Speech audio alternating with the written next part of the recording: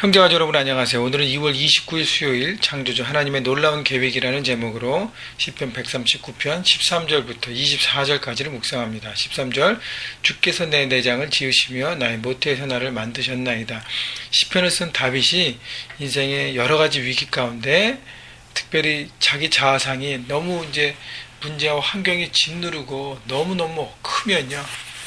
이렇게 자기 자아상이 무너지지 않습니까? 그런 가운데 다윗의 강점은 무너지는 내 자신을 바라보지 않고 나를 일으키시고 강하게 세우시는 하나님을 바라보는 눈이 있었다는 것이죠. 그 결단이 있었다는 것입니다. 그래서 그 하나님을 바라봤는데요. 하나님의 나를 향한 하나님의 특별한 지으심, 놀라운 하나님의 창조를 바라봤습니다. 주께서 내 내장을 지으시고, 내 내장이라는 것은 주일날 설교에도 막 언급드렸지만 신장, 우리 키드니 콩팥 가장 예민한 부분, 장기를 얘기하는 것인데 또 그걸 포함해서 인간 안에 있는 모든 장기를 말합니다. 그 다음에 나의 모태에서 나를 만드셨나이다. 근데 영어 성경에 보면 더 구체적으로 표현되어 있어요. You knit me together in my mother's womb. 그 하나님이 내 장기를 만드시고 그 다음에 그 모든 것들을 짜 맞추셨다는 거예요. 인간의 몸 안에서. 자, 그래서 인간은 하나님의 작품이라고 얘기합니다. 하나님께서 열심으로 사랑 가운데 수고와 심혈을 기울여서 만든 것이 한 사람 한 사람이라는 것입니다. 여러분, 그렇기 때문에 14절 내가 주께 감사하면 나를 지으심이 심히 기묘하심이라. 주께서 하신 일이 기이함을 내 영혼이 잘 아나이다. 그래서 다윗이 그 많은 것, 그 하나님의 나를 향한 창조, 오묘한 것을 바라보고 심히 기뻐하고 감사하고 놀라웠다는 것입니다. 여러분, 그래서 우리 하나님, 우리 한 사람 한 사람을 독특하게 만드신 하나님의 창조가요, 놀라운 것입니다. 여러분, 이 지구상에 60억 인구가 있다 그러는데 각 사람이 다 틀립니다. 똑같이 지어진 상품처럼요, 똑같이 틀에 짜서 만들어진 상품이 아무도 없습니다. 그 모두가 작품이에요. 하나하나를 놀랍게 다르게 지으셨다는 것.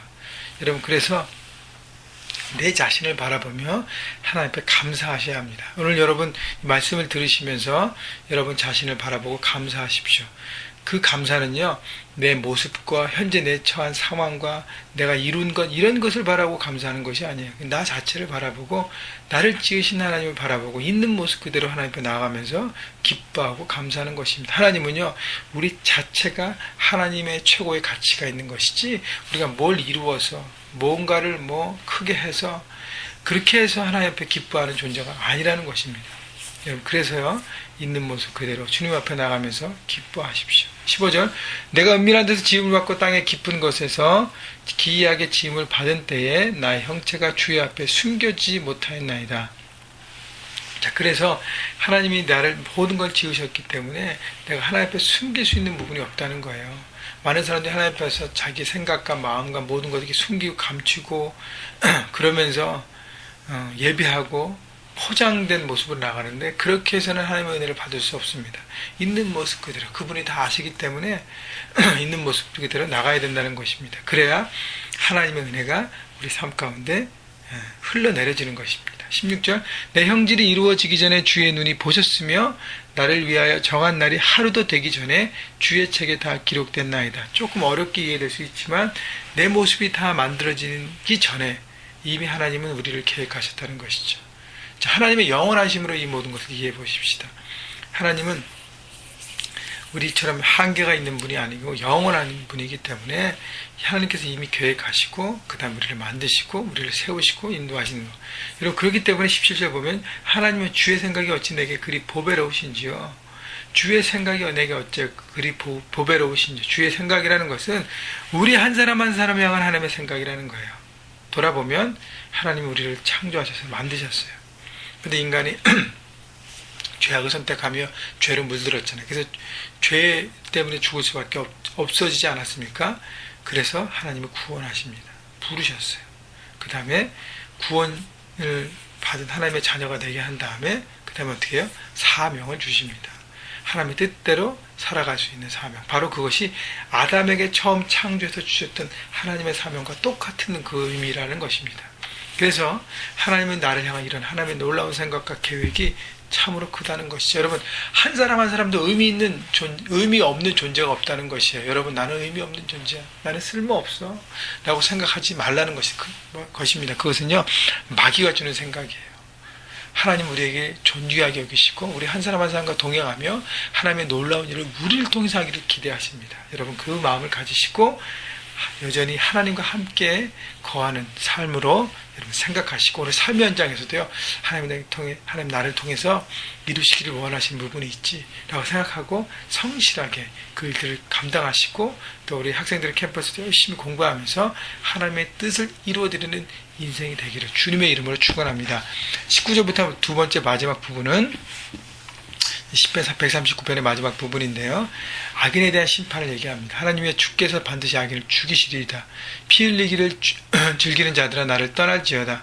그들이 주를 대하여 악하게 말하여 주의 원수들이 주의 이름으로 헛되이 맹세하나이다.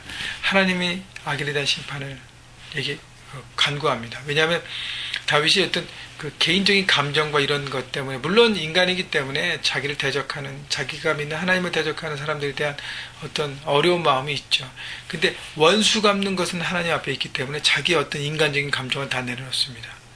자기를 절망하게 만들고 위기를 만든 모든 상황을 준 사람들에 대해서 내려놓고요. 그 하나님을 대적하는 악한 영들의 도구로 쓰여지는 모든 사람들에 대한 심판을 하나님 앞에 간구하는 것이죠. 그것이 내 손에 있는 것이 아니라 하나님의 통치와 다스림에 있는 것을 알고, 하나님 공의가 이 땅에 실현하게 하시옵소서. 하나님 공의가, 하나님의 뜻이 모든 삶의 현장 가운데 실현되게 하여 주옵소서라고 하나님께 맡기고 나가는 것입니다. 23절 보세요. 하나님의 나를 살피사 내 마음을 아시며 나를 시험하사 내 뜻을 아옵소서. 내가 개인적인 마음으로 단순한 복수의 마음으로 하는 것이 아니라는 것을 하나님이 아신다는 것입니다. 내게 무슨 악한 행위가 있나 보시고 나를 영원한 길로 인도하소서. 그래서 이 절망과 위기 속에서 하나님, 내가 온전한 영원한 하나님의 나라를 바라보고 갈 수 있도록 주님 나를 도와주소서라고 하나님을 의지하는 기도로 마무리합니다. 여러분, 핍박받고 있는 나, 고통받고 있는 나, 이것이 나의 실수 때문에 그렇다면 내가 반드시 받아야 할 대가지만, 내가 의롭게 선택하고 정직을 선택했는데도 당하게 된 여러 가지 어려움들 가운데 하나님의 다스림을 여러분 구하시고요. 내가 온전히 하나님께 뜻 가운데 있기를 소망하면서 하나님 앞에 간구하십시오. 그럼 하나님의 도우심의 손길이 되어서 하나님께서 통치하시고 다스리심을 경험하게 되는 것입니다. 여러분, 그래서요, 우리 삶의 현장에서 만나는 여러 가지 갈등 가운데 하나님을 선택하시고 거기에 당하는 여러 가지 어려움들 잠깐입니다. 하나님께서 우리를 아시고 도우시고 새롭게 하십니다. 그래서 모든 장애물들을 뛰어넘는 능력의 크리스찬들이 되시기를 주님의 이름으로 바라고요. 혹시 여러분 여러 가지 때문에 낙담 가운데 있고 깨어진 자아상 가운데 절망 가운데 있습니까? 하나님의 특별한 지으심, 여러분 한 사람 한 사람 향한 하나님의 놀라운 계획, 여러분이 작품인 것을 기억하시고요. 오늘 다시 한번 우리를 부르시는, 우리를 기대하시는 하나님 앞에 나가서 고백하고 주님과 동행하는 하루가 되시기를 주님의 이름으로 축원합니다.